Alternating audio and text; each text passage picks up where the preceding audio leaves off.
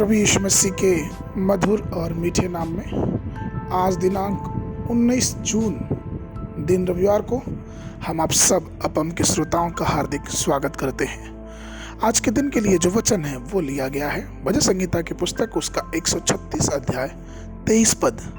वचन इस प्रकार से कहता है, उसने हमारी दुर्दशा में हमारी सुधि ली, उसकी करुणा सदा की है। प्रभु मेरे प्रिय लोगों, पराजय की जो अवस्था होती है वो मनुष्यों के जीवन में बहुत ही कष्टदायक होता है।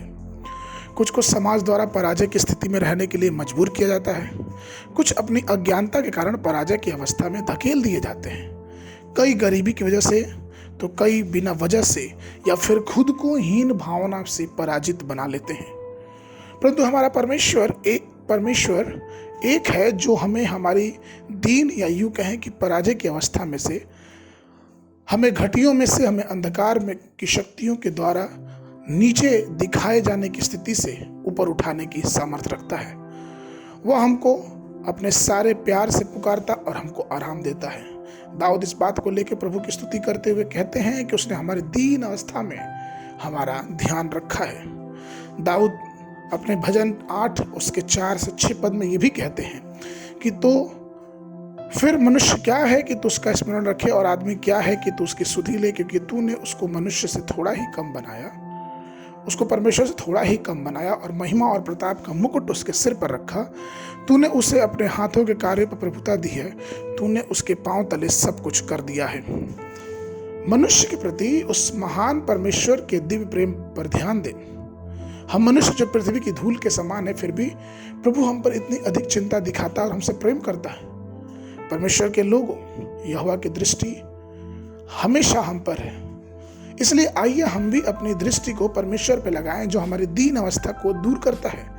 पवित्र शास्त्र पहला सामुएल उसके 2 और उसके 8वें पद में इस प्रकार से कहता है, वह कंगाल को धूल में से उठाता और दरिद्र को घूरे पर से निकाल कर खड़ा करता है, ताकि उनको अधिपतियों के संग बैठाए और महायुक्त सिंहासन का अधिकारी बनाए।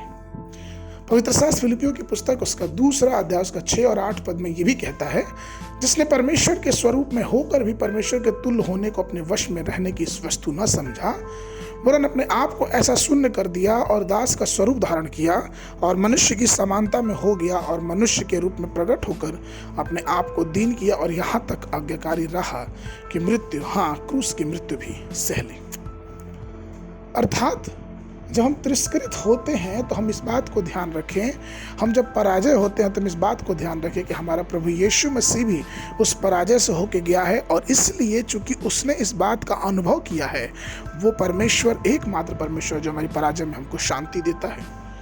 गोलियात ने दाऊद को तिरस्कार किया, और हम ये देखते हैं कि किस प्रकार से हामान ने मुर्दकै का तिरस्कार किया, और हमने ये भी देखा कि मीकल जो कि राजा दाऊद की पत्नी, तो उसने राजा दाऊद को तुच्छ समझा।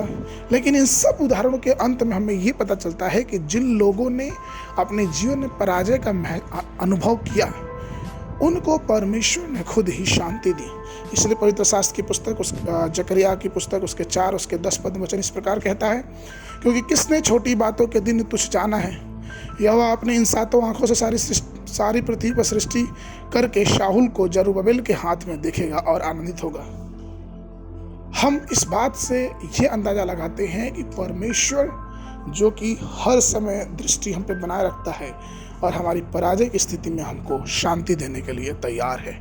इसलिए आइए प्रभु में प्रिय लोगों, परमेश्वर पर भरोसा बनाए रखें, परमेश्वर में लगे रहें, क्योंकि वो है तो हमारे जीवन में शांति है।